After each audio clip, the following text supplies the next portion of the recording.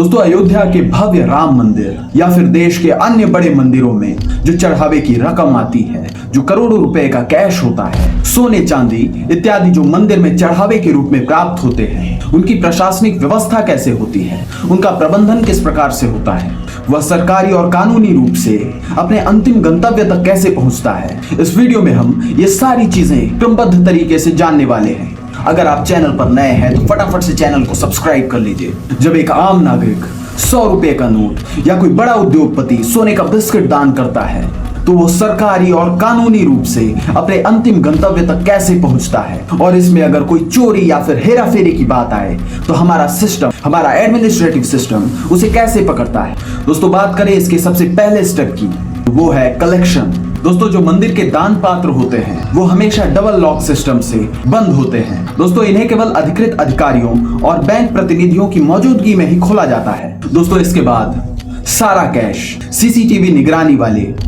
Counting room में जाता है। वहां नोट गिनने की मशीनें होती हैं और बैंक के कर्मचारी खुद वहां बैठकर एंट्री करते हैं। दोस्तों, इसके बाद गिने हुए पैसे की एक स्क्रॉल शीट बनती है जिस पर सारे अधिकारी साइन करते हैं। इसके बाद सारा धन सुरक्षित तरीके से श्री राम जन्मभूमि तीर्थ क्षेत्र ट्रस्ट के ऑफिशियल बैंक अकाउंट में चला जाता है। दोस्तों, इस धन का उपयोग मंदिर के रख रखाव, जन कल्याण और सामाजिक कार्यों के लिए होना सुनिश्चित है।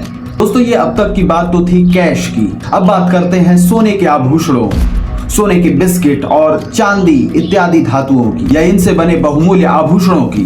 दोस्तों, इनका मैनेजमेंट कैश से बिल्कुल अलग और बेहद सख्त तरीके से होता है। इसका सबसे पहला कदम है शुद्धता की जांच करना। दान में मिले सोने चांदी को सीधे लॉकर में नहीं डाला जाता। दोस्तों, सबसे पहले सरकारी मान्यता प्राप्त वैल्यूअर्स यानी कि मूल्यांकनकर्ताओं द्वारा इसकी शुद्धता और सटीक वजन की जांच होती है। इसके बाद इसकी एंट्री डिजिटल इन्वेंट्री और रजिस्टर दोनों में की जाती है ताकि ऑडिट के समय कोई भी विसंगति ना हो।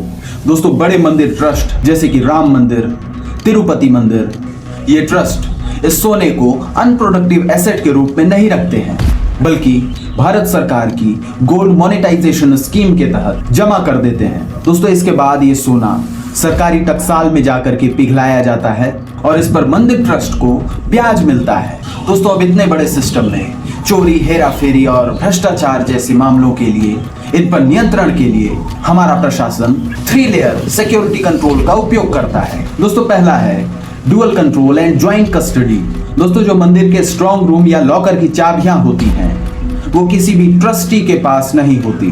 दोस्तों, इसकी एक चाबी ट्रस्ट के मुख्य प्रशासनिक अधिकारी के पास और दूसरी बैंक मैनेजर या चीफ सिक्योरिटी इंचार्ज के पास होती है। जब दोनों अधिकारी वहां फिजिकली मौजूद होते हैं तभी इस लॉकर को खोला जा सकता है, अन्यथा नहीं। यहाँ जो पहला इंटरनल ऑडिट है ये दैनिक या फिर साप्ताहिक आधार पर मंदिर के आंतरिक अकाउंट्स को चेक करता है, और दूसरा एक्सटर्नल ऑडिट कानून के मुताबिक एक स्वतंत्र और प्रतिष्ठित चार्टर्ड अकाउंटेंट फर्म होता है जो पूरे वित्तीय वर्ष के लेन देन, बैंक स्टेटमेंट्स और फिजिकल संपत्तियों का कड़ा ऑडिट करता है। यदि रजिस्टर के सोने के वजन और बैंक के रिकॉर्ड में 1 ग्राम का भी अंतर आता है, इसे तुरंत ऑडिट ऑब्जेक्शन के रूप में दर्ज किया जाता है। दोस्तों, इसका तीसरा सिक्योरिटी प्रोसेस है वेरिफिकेशन एंड रिकंसिलेशन। दोस्तों, हर महीने बैंक स्टेटमेंट्स और मंदिर की रसीद बुक का मिलान किया जाता है। यदि इसमें कोई भी विसंगति पाई जाती है तो आंतरिक सतर्कता विभाग यानी कि इंटरनल विजिलेंस विंग इस पर तुरंत जांच करना शुरू कर देती है। दोस्तों, अगर आप भी UPSC, UPPCS, SSC, railway, banking या किसी भी गवर्नमेंट सर्विस की तैयारी कर रहे हैं, इस चैनल को फटाफट से सब्सक्राइब कर दीजिए। वीडियो पसंद आई हो तो वीडियो लाइक कीजिए, अपने दोस्तों के साथ शेयर करिए। मिलते हैं नेक्स्ट वीडियो में। जय हिंद।